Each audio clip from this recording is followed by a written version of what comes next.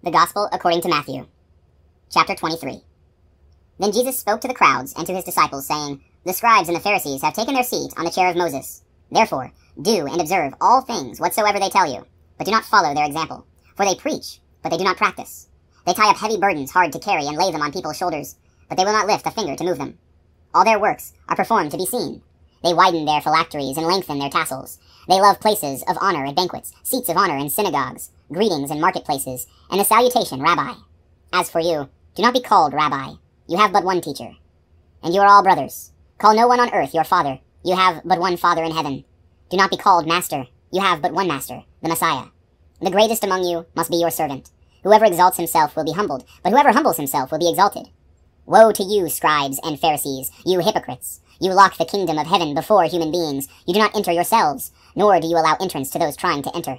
Woe to you, scribes and Pharisees, you hypocrites! You traverse sea and land to make one convert, and when that happens, you make him a child of Gehenna twice as much as yourselves.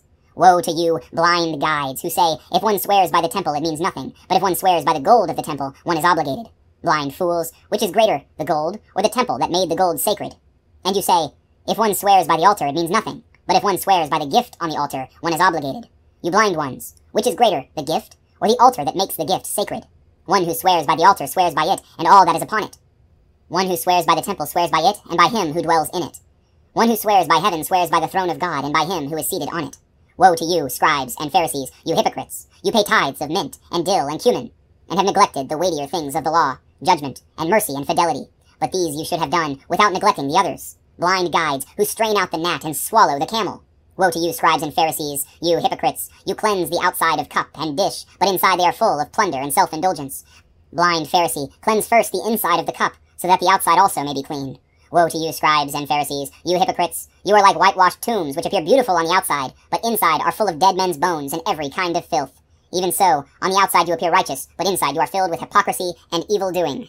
Woe to you, scribes and Pharisees, you hypocrites! You build the tombs of the prophets and adorn the memorials of the righteous. And you say, if we had lived in the days of our ancestors, we would not have joined them in shedding the prophets' blood. Thus you bear witness against yourselves, that you are the children of those who murdered the prophets. Now fill up what your ancestors measured out. You serpents, you brood of vipers, how can you flee from the judgment of Gehenna?